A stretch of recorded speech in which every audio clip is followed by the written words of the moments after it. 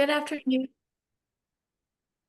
Good afternoon, everyone. Thank you for tuning into today's webinar, which is the first in a series hosted by YWCAs across Pennsylvania called Power and Purpose. The goal of these webinars is to discuss federal and state policies and other pertinent topics that relate to the mission of YWCA, which is to eliminate racism, empower women, and promote peace, justice, freedom, and dignity for all. For each webinar, we will invite topic experts and advocates to help us understand the subject and also share ideas on how participants can effectively network and act to affect change in their own organizations and communities. My name is Hannah Short. My affirming pronouns are she and her, and I am the Assistant Director for the Center for Racial and Gender Equity at YWCA Lancaster. I will be the discussion moderator for today's webinar. I will briefly describe myself and my surroundings to make our webinar friendlier to attendees with low vision. I'm a biracial Black woman in my mid-20s with my hair in a slick back ponytail. I'm wearing a brown shirt that has colorful flowers on it and glasses that are green and gold. Behind me is a Pan-African flag and a Lancaster Votes poster. We use visual descriptions to accommodate audience members with low vision.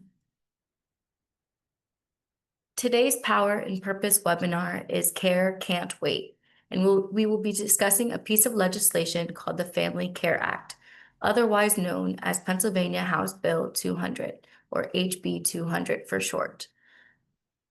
For those of you that are not familiar with the Family Care Act, here's a little background about what it is and what it would do if it were enacted into law in Pennsylvania.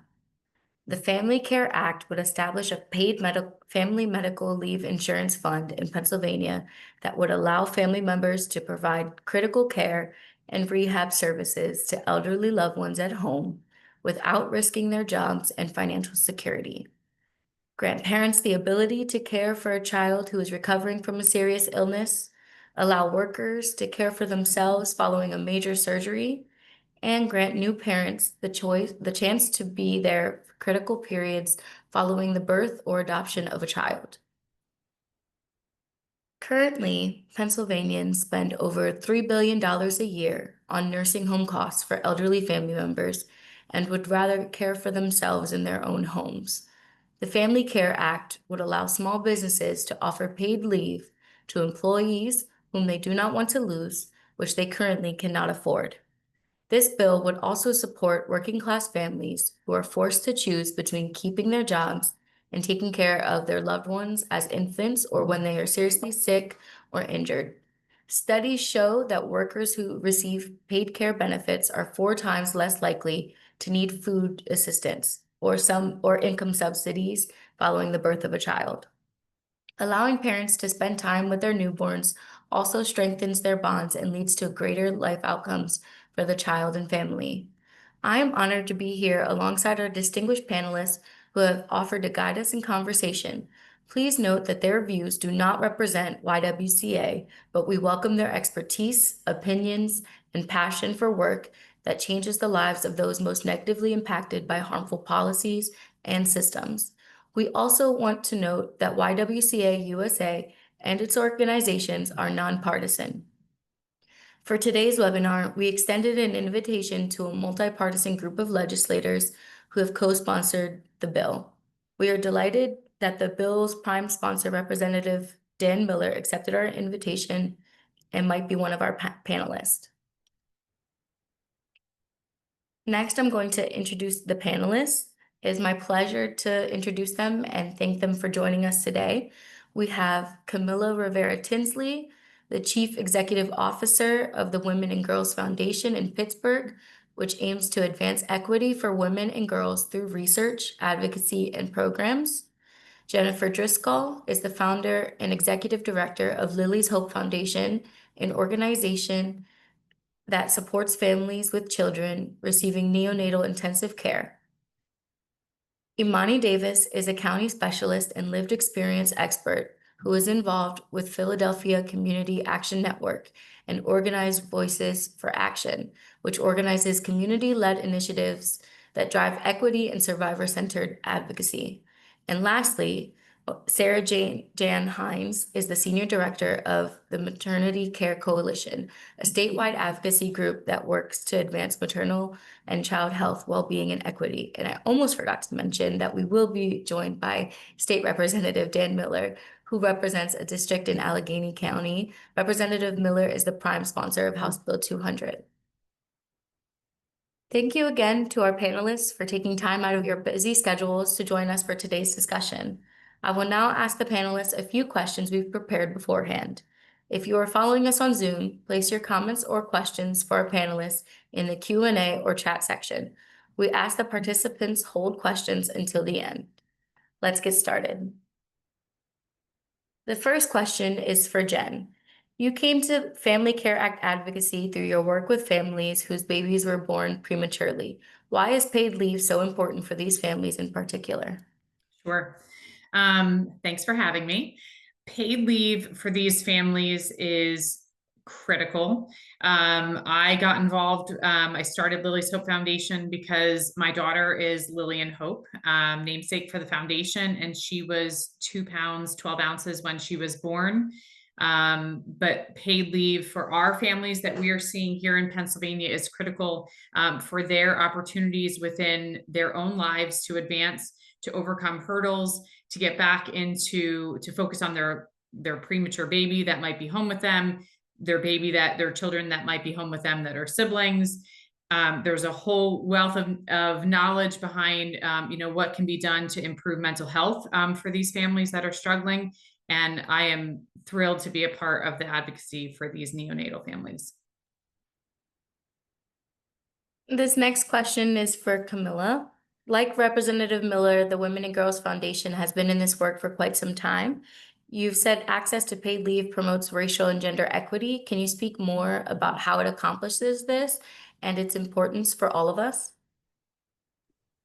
Of course. Thank you so much for having me. And I just want to say it's my pleasure to be here in this space with all of you who are working towards a common goal. And it's also my extreme pleasure to be able to work with the YWCA here on the western side of the state as we advocate for women and girls and for a better life for all of us. So when I think about paid leave and I think about racial equity and I think about the health disparities that women are facing, the truth is that if Pennsylvania invests in a paid medical and family leave,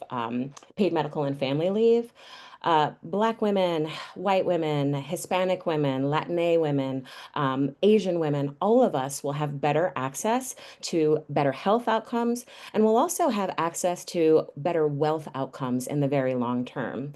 So when we think about health disparities, Black women are actually almost 3 times more likely to be impacted by mortality issues during birth. And what does that mean? That sounds really fancy. It just means that Black women are much more likely to pass away while they're giving birth and also have their children pass away while they're giving birth.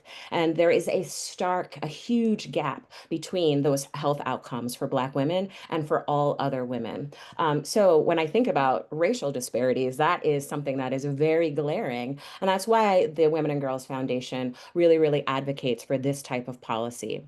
We also do a lot of advocacy around pay equity. And in the state of Pennsylvania, women make 82% less than their male counterparts. And when we break that down and look at Black women and we look at Latina women, we're making way, way less than the 82%.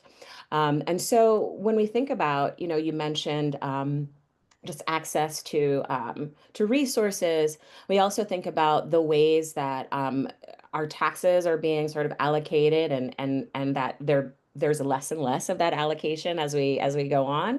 It's going to be more and more important for us as a society to really think about broadly everybody's access to wealth and health because it builds us up and it makes us a much stronger state. And that means that we're going to have a stronger economy. For Black women and for Latina women, Black women are much less likely to have access to paid family and medical leave. They're also much less likely to actually take advantage of that. And that's because it's a choice that they're making to be able to access dollars for their family. The same holds true for Latinx or Latina women as well.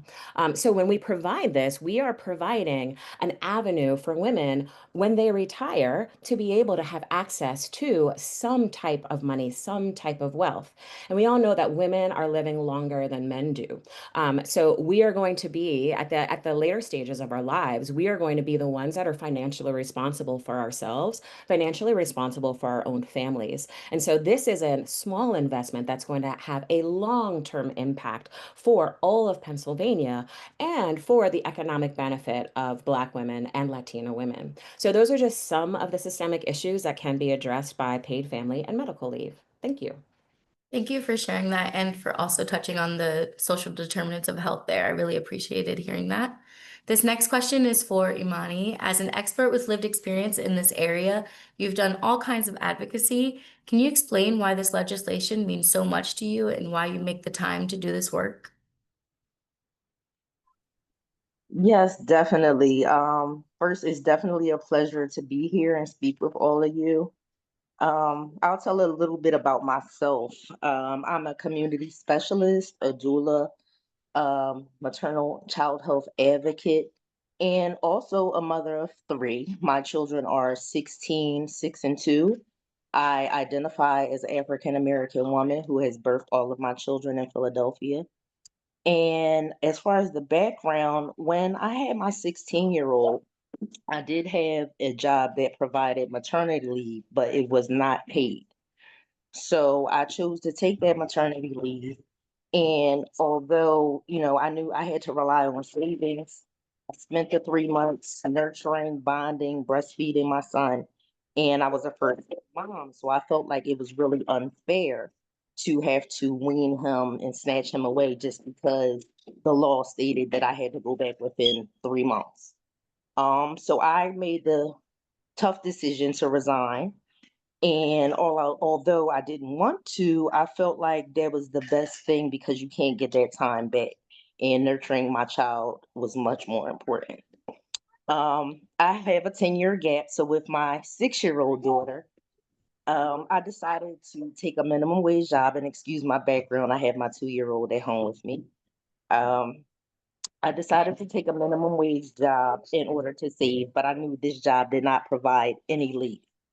So towards the end of my pregnancy, I had to decide to leave the job. And unfortunately, I know so many mothers have to make that tough decision. And as Camilla spoke to that, sometimes you have to make those tough choices to decide between caring for your child and retaining employment. And with the Family Care Act, that would enable so many mothers, parents to stay home and bond with their babies. Now, with my 2-year-old and also with my 6-year-old, I realized, like Camilla also mentioned, the high mortality and morbidity rates in regards to um, maternal health, Black women, and infants. And I felt like there's something that has to be done about this. So I wanted to know what I could do, which led to a friend introducing me to the Community Action Network.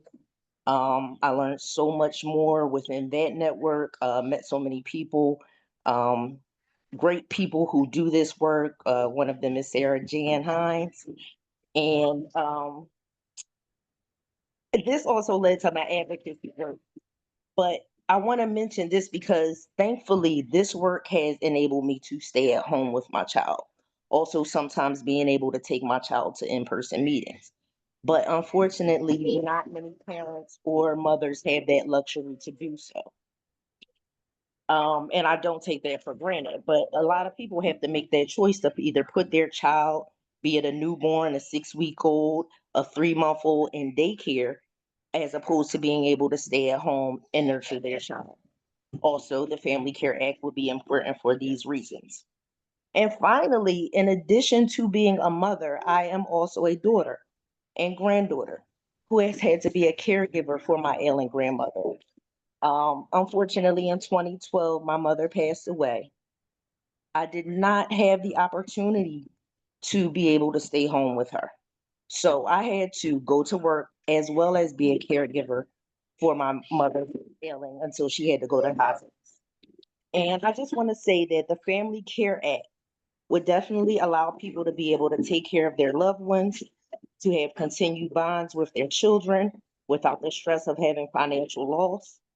This will ultimately lead to greater outcomes in the lives of mothers, children, and families.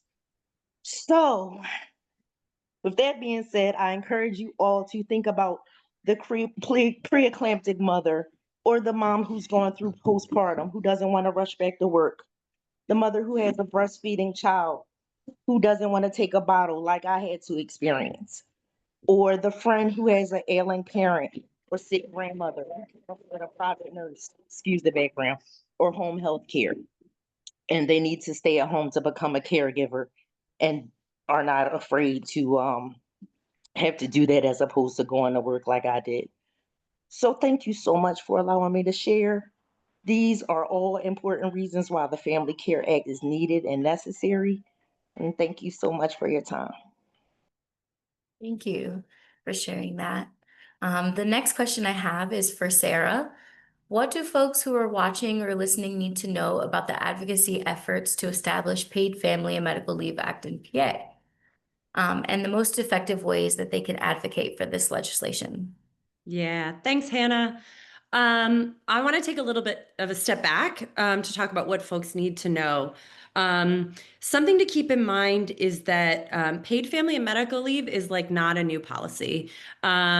Most countries in the world, with the exception of us and one other country, offer some version of paid leave on a national level.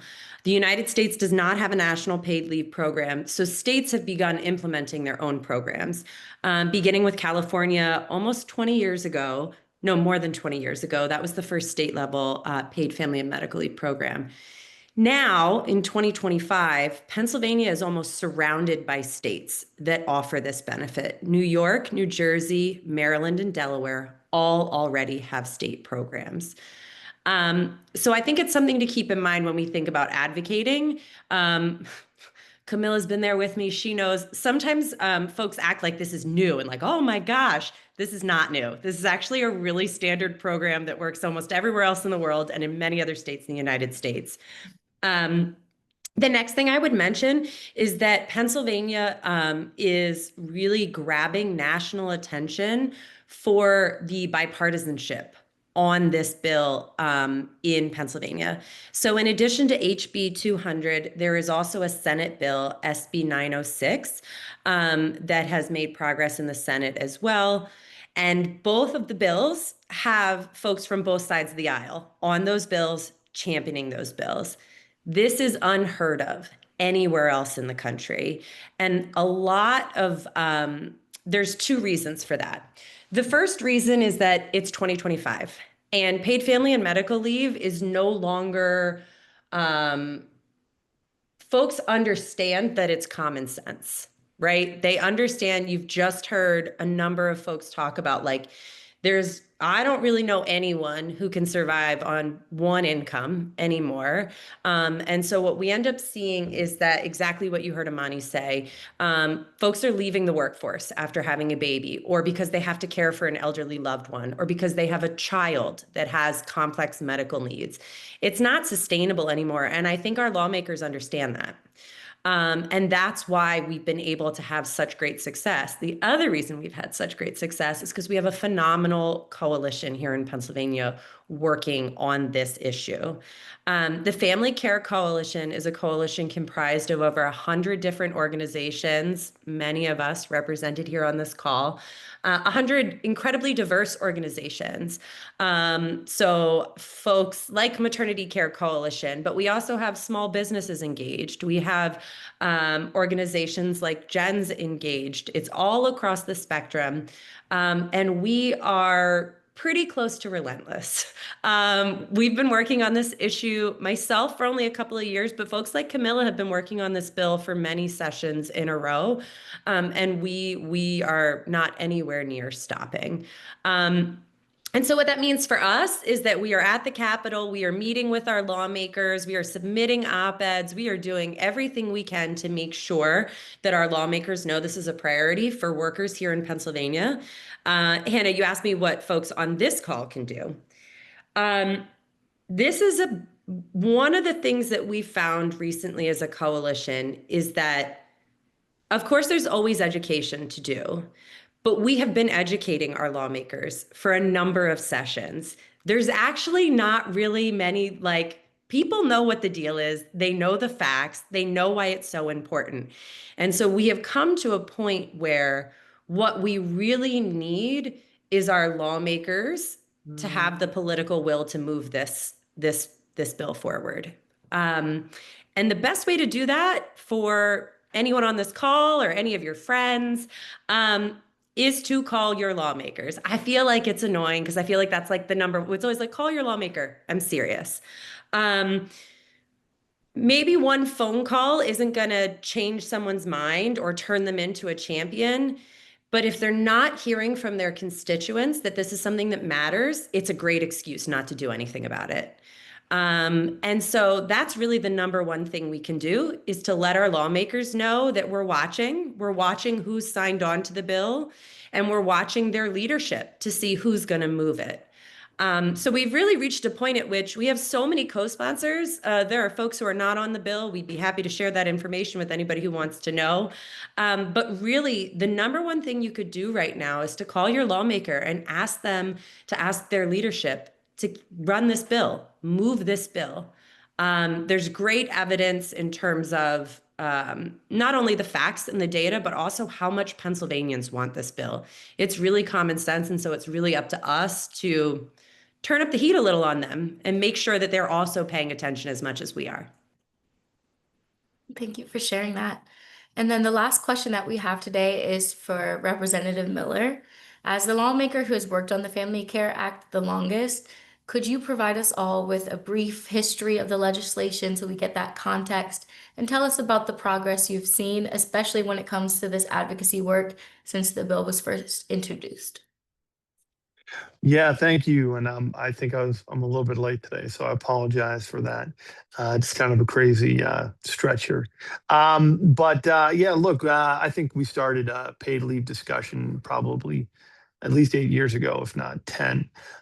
So my efforts have gone through several types of bills. Obviously, we've kind of coalesced over the last couple of years on the form that you have here now. Sarah did a good job talking about the companion piece that's in the Senate. A lot of these discussions, sometimes people come up and they get a little, they say, well, what's the difference between what you're trying to do with the paid leave and the FMLA? The FMLA is a very good bill, right? An act. It's great. I'm so glad we have it. But it's not paid. So if you can't afford to take FMLA, then you can't take FMLA. Right. So it's pretty basic with that. The majority of people, workers, can't afford to take unpaid leave, not for long. And then they end up sacrificing so much. Sometimes it's their own health. Sometimes they're not there for a loved one when they want to be.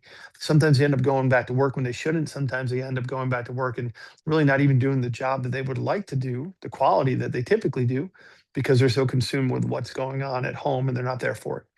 These things are all backed up by stats. There's nothing new or surprising to anybody regarding them. And so this is why paid leave is so integral. And our efforts here, they have a chance of helping a couple million workers, right? And I keep telling people too, it's not a matter of if, it's always a matter of when. Paid leave is going to happen. It's going to happen not just in Pennsylvania, it's going to happen in every state. It's just unfortunate for some, because as they continue to debate their positioning on this bill, knowing that it's going to happen anyhow at some point, they're allowing families to struggle. They're allowing people to miss things. They're allowing people to not do as well as they should be doing. While so many of the states, again, I think it was Sarah who mentioned our surrounding states, but how so many economies in the world have figured out how to make this work. There's really only a couple of different things that you can debate on a bill like this. There's a couple of different parameters that you can compromise on. Obviously, we generally try to find the parameter that includes the most amount of workers that we possibly can, the largest impact. But these bills, there is room to negotiate. There is room to compromise a little bit. My hope is that we're going to get to the point sooner, much rather than later, that includes as many workers as possible. It's just what needs to happen. So I'll say 10 years ago or so when we started conversations, to some degree, is a little bit lonely. I didn't find as many people were perhaps paying as much mind. And there actually was a couple different bills that were kind of kicked around. Some of them were perhaps better constructed than others. But it's only been the last couple years, a couple terms here, where I think coming out of maybe the post-pandemic even, where people saw what happened when you don't have access to paid leave in particular. And the numbers were so great and the need was so great that I think more people couldn't ignore it. And I think it's become a mainstay of what people are expecting. I think most people are still surprised when they find out that they do not have it. And then they ask questions about why their neighbors right across in New York or Jersey or Maryland, why they get it. Why do they have it? But not here in Pennsylvania. We are still the 5th or 6th largest economy in the country. We are a state of 13 plus million people. There's so much that is fantastic about our sort of economic engine here in Pennsylvania. Why we do not support our working people and working families with a bill like paid leave that's as modest in some proposals as this one. I think we could actually do a little bit better. Why we don't do, why Harrisburg cannot get it done is a mystery. It will happen. It will happen because people like you care.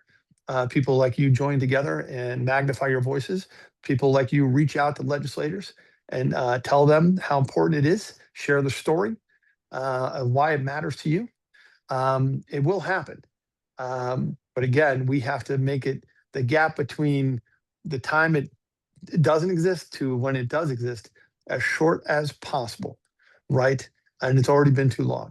So your help in the process makes a big difference. So thank you for inviting me here a bit today with it. And I'm sure that with this coalition, we're going to get there. Thank you for sharing that. I definitely empathize with hearing that as a single mom. I wish, thinking back to when I had my daughter, that would have been an option, and it was certainly not an option.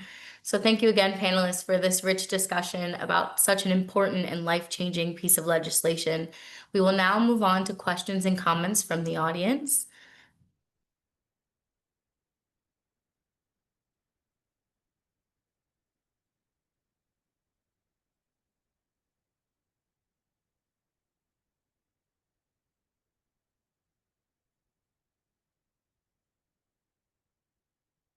I have a question from Susan in the chat. If anyone knows, how does this act differ or work in conjunction with the Family Medical Leave Act, which most of us are more familiar with? I can jump in unless Rep Miller wants to. Go ahead, Sarah. We don't hear enough from you. Oh, great. Thank you. Cool. So as Rep Miller mentioned, the key difference is that FMLA is not paid. It is just job protection for up to 12 weeks while you're out. So Amani talked about that, right? That like she was able to take FMLA, but you don't get paid. Again, who among us can afford to not be paid for 12 weeks? The other main difference that's a little bit maybe lesser known is that only organizations and businesses that employ 50 or more people are required to offer FMLA. And 50 or more is actually a relatively large employer here in Pennsylvania. So FMLA might be available in some places, but most people work for employers with less than 50 employees. So many organizations and businesses don't even have to offer FMLA, which means that not only are you not entitled to paid time off, you could lose your job if you decide to take that time, whether it's after your baby's born or to care for a loved one. So FMLA, as Rep Miller mentioned, really great step forward in the 90s. Again, it's 2025.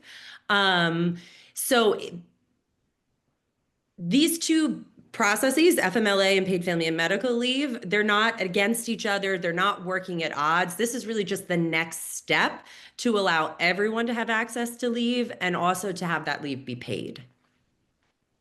Yeah, and keep in mind with what Sarah again is talking about too is some of the arguments that we hear today about paid leave were the same arguments we heard back with FMLA when it was first being debated. So we've heard it before. We've again on what you'll find with the bills that are both in the House and the Senate. They're slightly different, but you know, we're attempting to compromise, attempting to deal with the uniqueness that Pennsylvania is not structured politically like New York or Maryland. We do have a House in control of one party and the Senate in control of another. And we're trying to reflect that in our bill and our efforts to make a bipartisan vote. But that being said, the arguments that are raised, they're all too familiar. You could literally Google some of the, if I were to send you the letters that we get back from some people who are against it, you can Google the letters. They're the same letters that appeared 30 some odd years ago when people were debating whether or not our economy can stand having FMLA at all. I think there's such a rainbow of reasons for why paid family medical leave is needed. I brought today, which Sarah has seen when I come up to Harrisburg to visit. But if you can see in my camera, this is a micro preemie diaper for size baby that's 1 to 3 pounds. So I'm going to show you my pen. And if you can kind of see the size on the camera, we're talking about these families that are supporting this size diaper. But to the other side, like Amani mentioned, and was in the same boat. You know, Lily was 2 pounds when she was born. We maxed credit cards. We went unpaid leave. We did not have that. My employer did not offer it. And then, you know, later in life, you know, my dad had a stroke and I wasn't able to wasn't able to take leave time. And I think, so we're looking at it, it can be any number of reasons why paid family leave is so important for these families.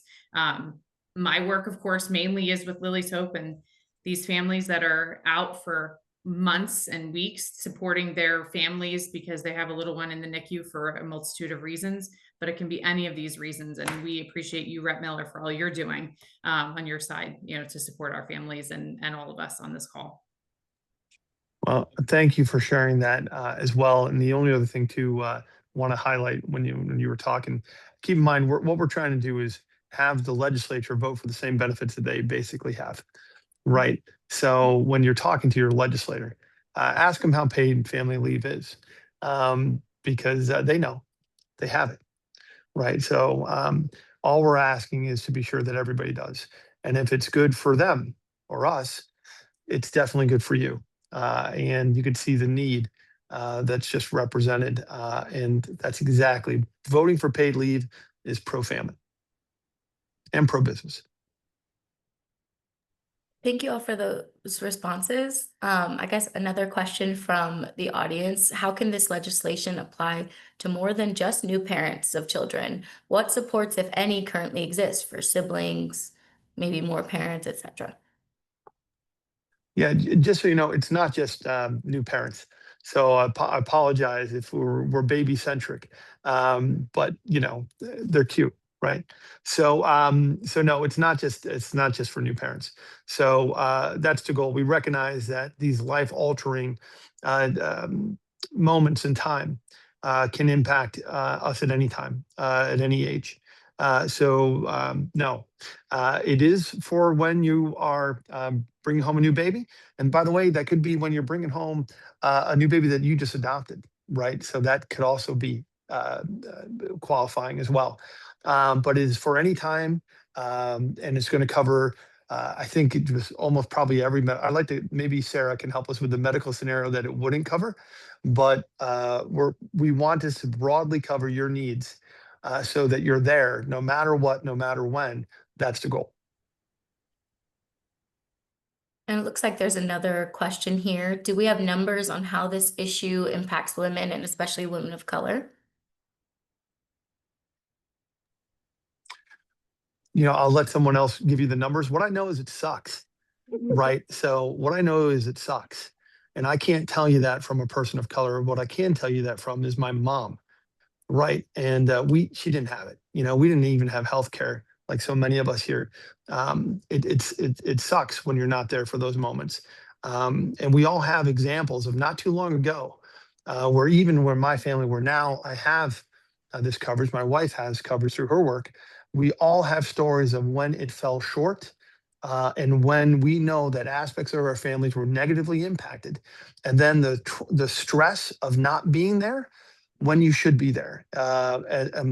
and how you are missing those moments. Those memories do not fade away. They're often, it kind of depends on the circumstances. We have families that have missed major things. We all know it. We've all seen it, and it happens too many times. So I can't tell you the numbers. I can tell you it sucks, and it's something that we should be demanding better. This bill, this should have been done when we first wrote this bill. The fact that we still don't have it done in Pennsylvania is embarrassing as a state, right? So the need was yesterday. It ain't even today. It sucks now. I'm sure it's worse for people of color. I'm sure it's worse for those with greater economic struggles. I have no doubt, because, be honest, that's how most policies are. But the reality of it is I remember it because my mom bore the scars of it. She did until she passed. I never forget. I never forget. So, yeah. Would anyone else like to respond to that question? I know Camilla already shared some of that data, so I don't know, Camilla, if you want to go further in or if you'd like me to dig in. I want to defer to you on that. Yeah, I mean, we can, as you all have said, I mean, this is not new information. We all have access to the internet. We can all look up these different statistics. I mean, but when we look at things, you can look at California, I think, who's had the longest paid leave policy. You look at what that economic impact has provided for everyone, but especially for low-income women. It's going to put, on average, about $2,500 back into their pockets, which might seem small, but that's a huge thing when you're living on the margins, which many people are living on the margins. And, I also think a lot about, I mentioned before, typically, and I also want to say that paid family and medical leave is wonderful because men can take that leave. We want everyone to have this access. And in fact, it would be my preference as a person who looks at things through like a more feminist lens that men would have the onus of these decisions, and they would have have to make that hard choice that women usually do. But we are not socialized that way as a society, and we can have conversations about that. But the stark reality is that women are going to be the ones that are going to be leaving the workplace. So we're more likely, and we saw that after COVID as well. So when any sort of family thing is happening, so we can focus in on childbirth, but we can talk about elder care. We can talk about issues when a child gets sick. All of these things, it's typically the woman first that's going to disengage from the workforce. And as I listen to all of the talk right now, especially here in Western PA, about, how are we preparing our youth to enter into the workforce and to stay in the workforce? We think about this from a business lens or from an economic lens. We really, really want women to be able to stay in the workforce long term because that is going to help us economically. And then, the longer we're in the workforce, I've been working since I was 15, also a single mother, also dealt with all of these things, right? It's so interesting to me that a lot of folks, especially at a young age, and I focus on making sure that young people understand these things, they don't understand the correlation between like how much you're paying into your benefits, your retirement benefits, which we may or may not have in 20 years, right? But if I'm not working, I don't have access to those dollars when I get ready to retire, if I am going to retire. So we're looking at these economic bottlenecks on all sides of us. And so again, not really specific numbers, but just general things that are going to be important. And the number that is the most important is making sure, when I do retire, I would love to just be able to afford my groceries. I would love to be able to stay in my home. I'd love to be able to see my grandchildren if that is something that happens, right? And so paid family and medical leave would really invest in all of these things. It's an investment in our society. And yes, we want men and we want our young boys, we want them to also be able to take off time to support the family. Because at the end of the day, no matter what our racial or our political or our economic, we all love our families, and we all want to be able to protect them, right? And so this allows us to be able to do that. Another question we have from the chat is, how has the business community in Pennsylvania been mostly supportive of this legislation? This is a really good question, Hannah. Yes. So here's the thing. Large businesses already offer this benefit. And as we really ramped up the advocacy, we kind of thought maybe those large businesses would help us out because they'd be like, yeah, we offer this benefit and it helps us retain our employees and attract new employees. And that actually hasn't been the case. And we learned it's because they view it as a competitive advantage. They are using this as a tool to attract and retain employees. I think folks entering the workforce are a lot smarter than I was. I just was like, oh no, somebody offered me a job, I'm going to take it. But now folks are looking a lot more closely at what are the benefits being offered to me? Is it as good as this other offer? And so large corporations already offer this benefit. You heard Rep Miller say it, the state reps and senators have it themselves. What ends up happening is that small businesses can't compete with those large businesses when they're trying to attract and retain employees. And so small businesses, when you talk to actual business owners, you'll hear them say, like, I want to be able to offer this benefit.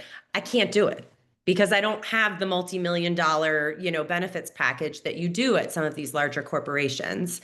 And so we have a letter that we've been, sharing with our lawmakers for some time now from over 100 small businesses saying, like, yes, I want this benefit. Yes, I need this benefit. I'll also note that the House bill includes a really important provision for small businesses that would allow very small businesses, so businesses that have 15 or less employees, the employer would not have to contribute to the program. The employee would still contribute and have access. So it doesn't eliminate any workers' access, but it maybe reduces that piece for the small employer. So when you talk to actual small business owners, they want this. There are some folks that you'll see almost exclusively in the Capitol. I don't know when the last time they were talking to actual business owners that will tell you they don't. And that's just politics as usual. In fact, I think it's really embarrassing that some of their talking points fall apart really quickly when you start to pressure them about what they mean, because their job is to protect businesses, right? The truth of the matter is that we have absolutely no evidence from any of the other states that, businesses are closing because they have to offer paid leave now. That's just not the case. You hear some wild stuff, Hannah, like, well, what if, all 7 of my employees get pregnant or have a sick loved one at the same time? I guess it could happen. It just hasn't. That's not reality. And so for folks who are maybe not able to think about this as an eventuality, they still treat it as though it's new, right? Businesses got used to offering health insurance, right? They will get used to offering paid family and medical leave. And in fact, most small businesses want to be able to offer this benefit to be able to compete. You heard, I think Amani said it as well. Something I've heard over and over when we go around the Commonwealth and have roundtable discussions with folks, particularly women, although it could be others as well.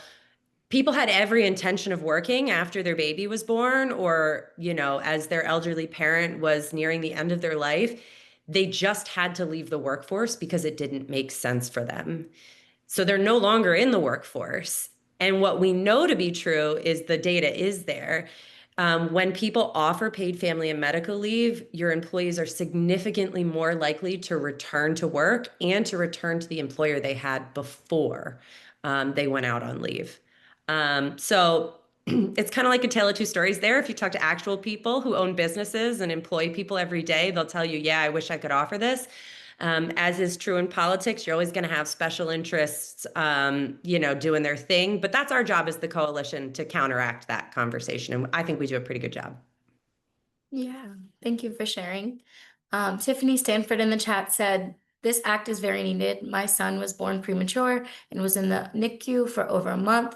I was fired for that. Society itself is getting harder for individuals. What can we as a community do to further raise more awareness on this? Oh my gosh, Tiffany, I am so sorry to hear that happened to you.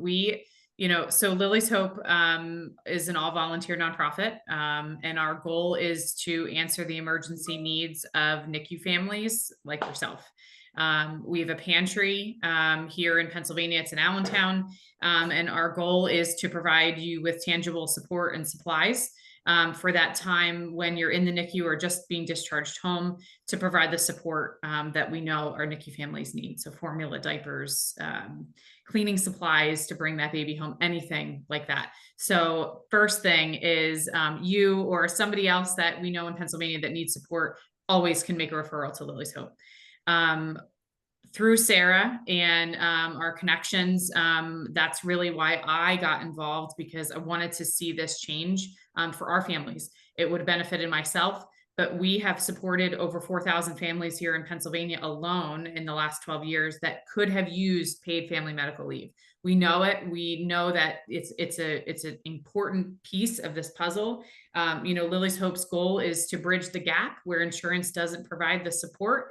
And guess what? That's what paid family medical leave is, right? It's filling that gap where our families need that support. It's lightening the load. It's improving mental health. It's improving the well-being of the families. So I would say getting involved. You can contact me and I'll get your information to Sarah or anybody on this call. We would love to have your support or anyone else's support to push this, help push this through. Another question that I had is for kind of everyone. What gives you all hope about this bill?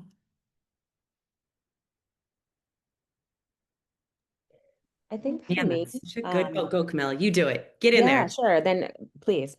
So I think for me, when I look at some of the narratives that we are all sort of watching right now, the national language, the sort of this bipartisan, this extreme polarization, for me, this is one of those small bright spots in a world that feels very dark right now, where there is a lot of bipartisan buy-in, right? So like I said, everyone cares about the people whom they love, and this impacts everyone whom we love.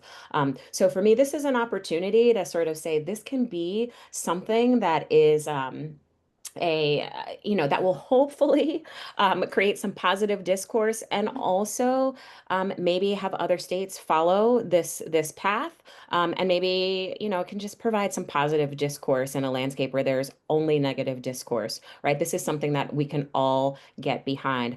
I'm also excited because I love the state of Pennsylvania. I lived in Philly for 15 years. I've lived now here in Pittsburgh for 10 years. So I just love this state, and I want this state to be competitive. And I want this state to be one of the best. And I think that we can be, especially if we enact a policy like paid family and medical leave. Mine's like policy wonk / feeling. So I'll do both. One, paid family and medical leave is such an elegant policy intervention for such a critical problem for almost every Pennsylvanian. This is something that if we can pull this across the finish line, it doesn't cost the state any money to do this, and it would positively impact basically every working Pennsylvanian. There is no bigger piece of policy that our lawmakers could get across the finish line that would be more impactful and, frankly, attract the attention of others around the country looking to see what's possible here in PA. I would say the other side is what gives me hope is the advocates working on this bill. We have been working on this for a number of years together. Camilla's been working on it with many of folks a lot longer than I have. But this is like a never say die group. And every time we keep getting closer and closer. And so I think that's definitely something that gives me hope as well, is that we are in this for the long run. And as Rep. Miller said, it's going to get done eventually. So it's a matter of how quickly the lawmakers want to stop seeing our faces on this bill, frankly, because we'll just keep showing up and keep having this conversation. And so that definitely gives me hope, is the folks that I get to work with on this. It brings me back to, honestly, when Imani and I first met, MCC really got involved in this advocacy because we were hearing from folks talking about how transformative access to paid leave would be for the folks that Maternity Care Coalition serves, folks who are pregnant, folks who have new babies. Something that I was really shocked by was that my colleagues rarely bring up policy interventions. They usually bring up problems. And it became so clear to me that this was so common sense because people were naming it over and over again in this room that Amani and I were in. It's like, obviously people need paid leave, or paid leave would allow people to get their kid into childcare. So that's part of why we go so hard, because we are a really passionate group of advocates. We're gonna keep going. Imani, do you want to go next? You know, Yeah, I would like to share. I have hope because I know, like Sarah Jan mentioned, that there are so many other advocates, state representatives, and just people who are really passionate about getting these policy changes put in place, for the greater outcome of mothers, infants, and families. So that's what I'm hopeful for. And also, like I mentioned, and Camilla mentioned, with so many people having to leave the workforce, it just makes sense. It just makes sense. And especially for low income families to have to get on public assistance, that money can be used in other areas. So it makes financial sense as well. Um, so that's just my hope, that we all just keep going until it takes past and it gets passed. But thank you so much for all of the work that you all are doing, that we all are doing, because it does take a collective effort. And I'm so proud and passionate about being a part of this collective effort. So thank you. Representative Miller, what gives you hope about this bill? yeah, thanks. I get hope because through the coalition, we've been finding more Republicans to sign on.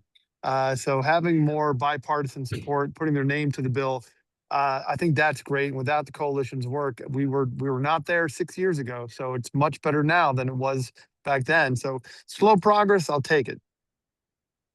Thank you. Thank you for sharing that.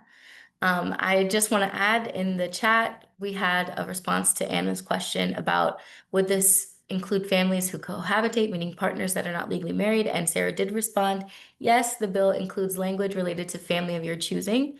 And I also want to thank you all again, for our panelists, for this informative and inspiring webinar. We are grateful for your time, energy, and expertise. We also want to thank those who have tuned into the discussion for taking time out of your day to learn more about this legislation. We hope that folks joined us today feel better and more informed and equipped to see this legislation move forward. We want to remind everyone that this is the first webinar in a series called Power and Purpose. Please follow the YWCA's on this call, so YWCA Pittsburgh, YWCA Westmoreland, and YWCA Lancaster, for more information about upcoming events and programming. We will be sending out a link to this recording. Thank you again for joining us. We'll see you at our next Power and Purpose webinar, which should be happening in November or December, so stay tuned. I hope you have a great rest of your day. Thanks, everyone.